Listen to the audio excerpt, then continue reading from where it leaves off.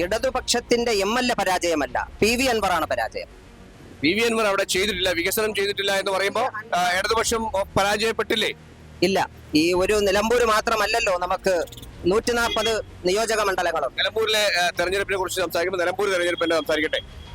എറണാകുളത്ത് വരെ വികസനം ഉണ്ടായിട്ട് നിലമ്പൂർ വോട്ട് ചെയ്യാൻ വേണ്ടി പറയാൻ പറ്റൂ?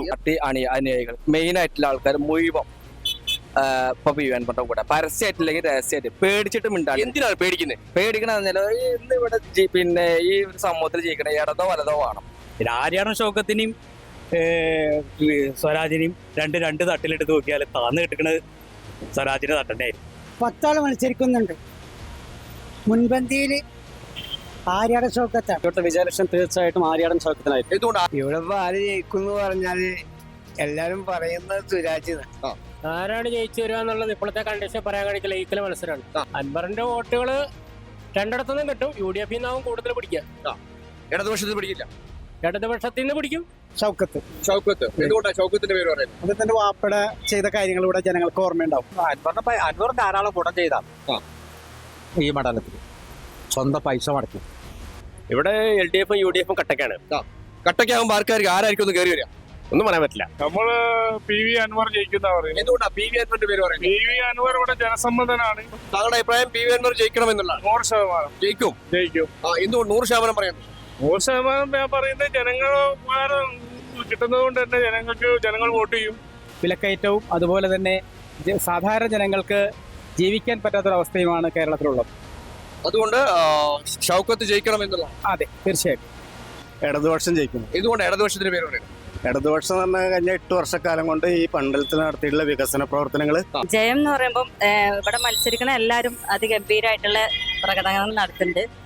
ജയം ആർക്കാന്നുള്ളത്? താങ്കളുടെ അഭിപ്രായം ആര്യാടൻ ഷൗക്കത്ത് ജയിക്കണം എന്നുള്ളതാണ്? ആര്യാടൻ ഷൗക്കത്ത് ജയിക്കുന്നുള്ളതാണ് എൻ്റെ ഒരു വിശ്വാസം. PV അൻവറിന് വോട്ട് വരികയാണെങ്കിൽ ഏത് ടീമാണ് ജയിക്കാൻ തോൽവിയെന്ന് പറയാൻ പറ്റാത്ത അവസ്ഥയാണ്. PV അൻവർ ജയിക്കുന്നതാണ് നിങ്ങൾ പറയുന്നത്? ജയിക്കുന്നു വിചാരിക്കുന്നു.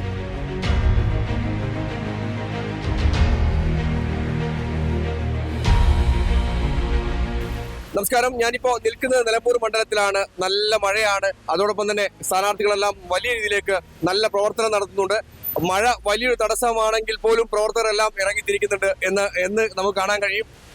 നിലമ്പൂർ മണ്ഡലത്തിൽ ആര് ജയിക്കണം എന്നുള്ള ചോദ്യമാണ് ജനങ്ങളിലേക്ക് ഇറങ്ങിത്തിരിക്കുന്നത്. വ്യത്യസ്തമായ അഭിപ്രായങ്ങളാണ് ജനങ്ങളിലേക്ക് എത്തിക്കുന്നത്. വിജയലക്ഷ്യം നിലമ്പൂരിൽ സ്വരാജിന് തന്നെയാണ്. എന്തുകൊണ്ടാണ് സ്വരാജ് ജയിക്കുമെന്ന് പറയുന്നത്? സ്വരാജ് ഒരു ജനകീയനായ നേതാവാണ്, ഒരു പോരാളിയാണ്. അതൊക്കെ തന്നെയാണ് അദ്ദേഹത്തിന്റെ ഒരു പ്രാധാന്യം. മറ്റൊന്ന്, ഇടതുപക്ഷ ജനാധിപത്യ മുന്നണി ഇപ്പോ 9 വർഷം പിന്നിട്ടു, 10ാമത്തെ വർഷത്തിലേക്ക് എത്തുന്നു. തീർച്ചയായിട്ടും പിണറായി വിജയൻ സർക്കാരിന്റെ പ്രവർത്തനങ്ങൾ, അദ്ദേഹത്തിന്റെ വികസന പ്രവർത്തനങ്ങൾ ഉൾപ്പെടെ ഇവിടെയുള്ള ജനങ്ങൾക്ക് മനസ്സിലാകും. അതനുസരിച്ച് തന്നെ അവർ പ്രതികരിക്കും, അല്ലെങ്കിൽ അവരുടെ സമ്മതിദാന അവകാശം രേഖപ്പെടുത്തുമെന്നാണ് ഞാൻ മനസ്സിലാക്കുന്നത്. വികസനം എന്ന് പറയുന്നത് PV അൻവറിലൂടെയാണ് ഇടതുപക്ഷം ഇവിടെ വികസനം നടത്തിക്കൊണ്ടിരുന്നത് അല്ലെ? PV അൻവറിലൂടെയാണ്. സ്വാഭാവികമായി അദ്ദേഹം ഇടതുപക്ഷ ജനാധിപത്യ മുന്നണിയുടെ സ്ഥാനാർത്ഥിയായി മത്സരിക്കുകയും അദ്ദേഹത്തെ വിശ്വസിച്ചുകൊണ്ട് തന്നെയാണ് LDF സർക്കാർ എല്ലാ പ്രവർത്തനങ്ങളും അദ്ദേഹത്തെ ഏൽപ്പിച്ചത്.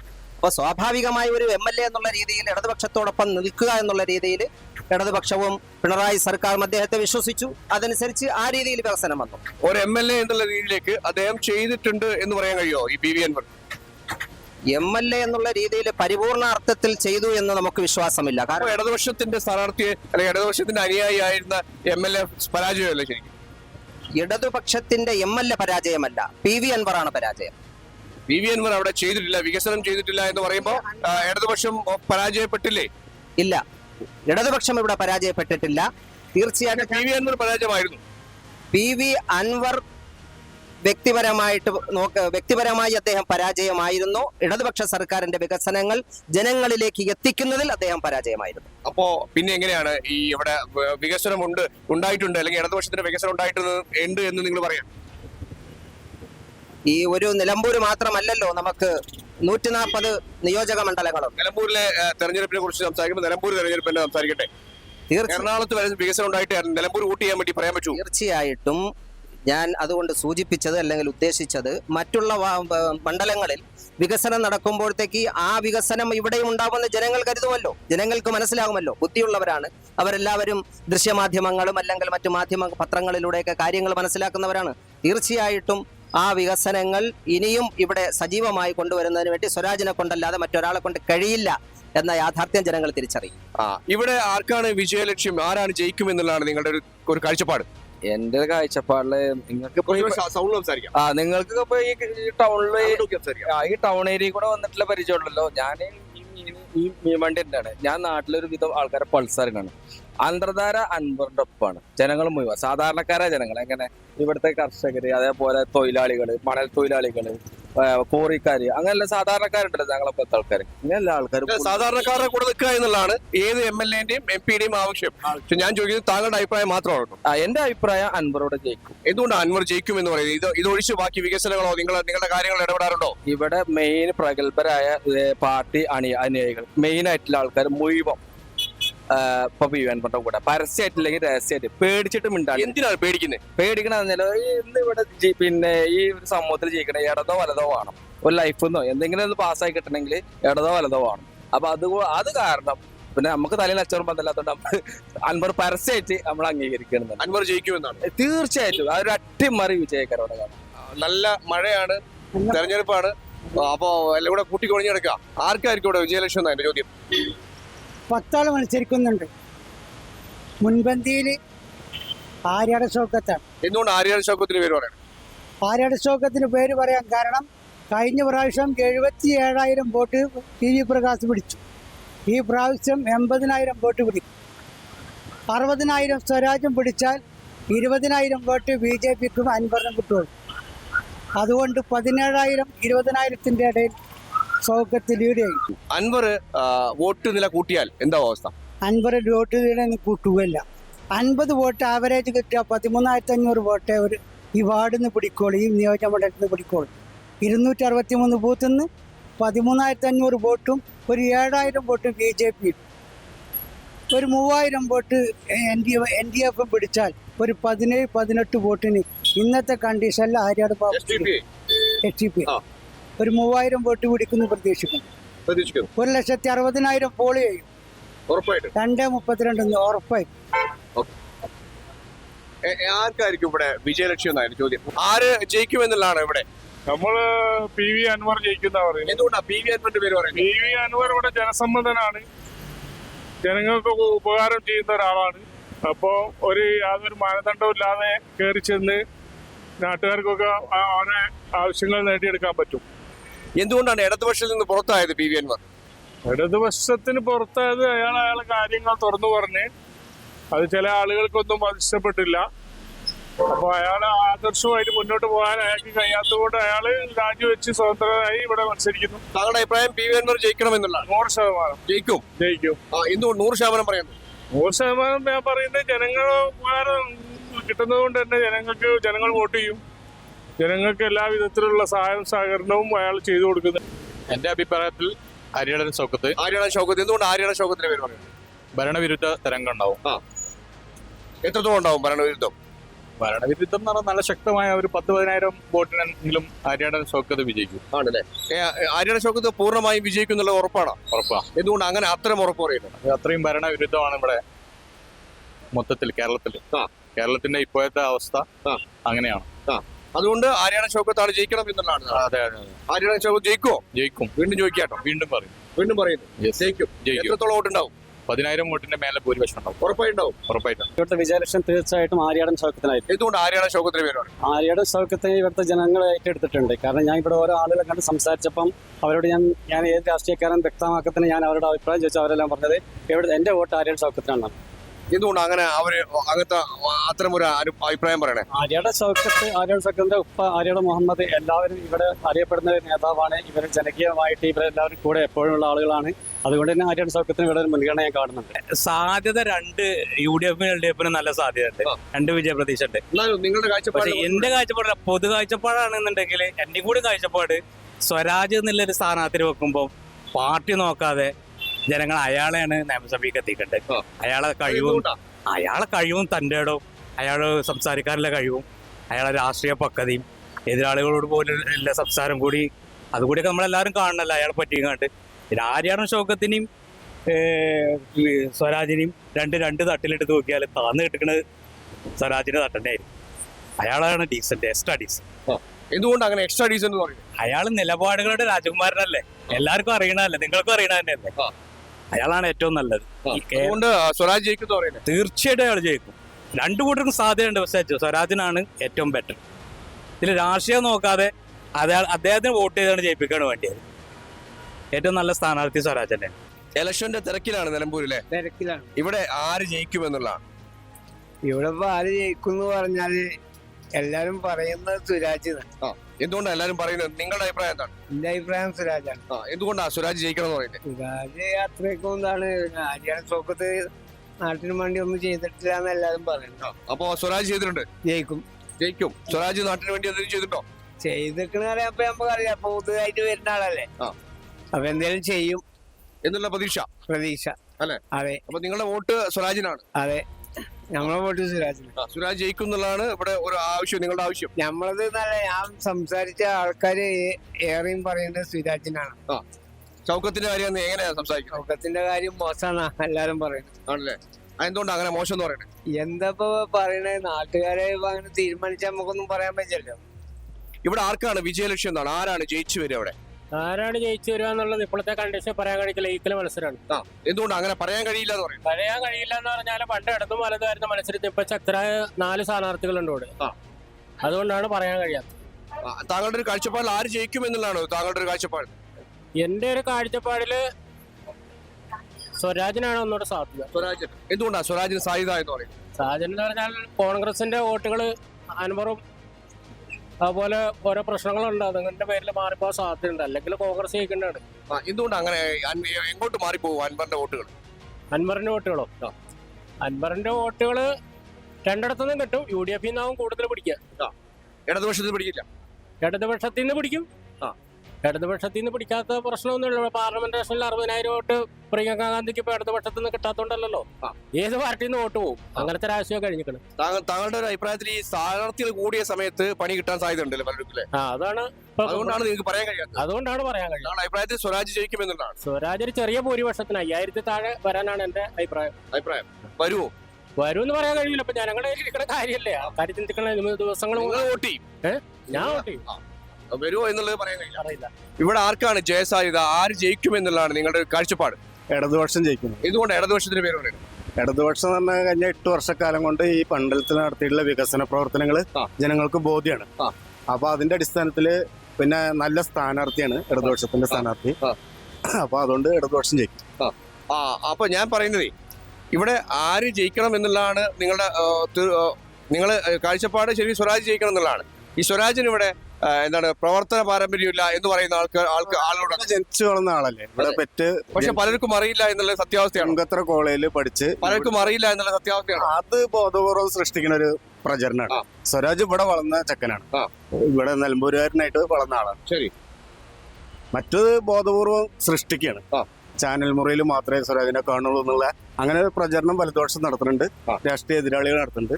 അത് തെറ്റായ പ്രചരണമാണ്. അല്ല, അത് തെറ്റായ പ്രചരണം എന്ന് പറയാൻ കഴിയില്ല. കാര്യം ഇവിടെ എന്തെങ്കിലും വികസനം സ്വരാജ് ചെയ്തിട്ടുണ്ടോ? സ്വരാജ് ഇതുവരെ ഒരു അധികാര സ്ഥാനത്തിൽ നിന്നിട്ടില്ലല്ലോ.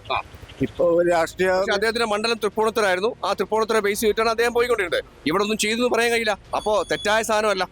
അതെ, ഇവിടുത്തെ നിലമ്പൂരിന് വേണ്ടി ഒന്നും ചെയ്തിട്ടില്ല. ഇവിടുത്തെ ഒരു ജനപ്രതിനിധിയായിട്ട് ഇവിടുന്ന് ജയിച്ചിട്ടില്ലല്ലോ.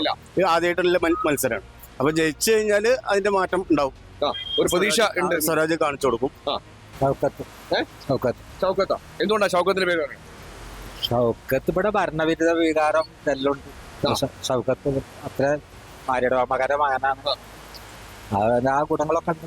ഏതാക്കും കാര്യത്തില്ല, വീട്ടിലേക്ക് കാര്യം പറയാം, ഷൗക്കത്തിനോട് പറയാം, ധൈര്യപൂർവ്വം പറയാം, അങ്ങനെ പരിഹരിക്കാൻ പറ്റുന്നത് അങ്ങനെയൊക്കെയാണ്. അൻവറിന്റെ പറ്റി അങ്ങനെ അറിയില്ല.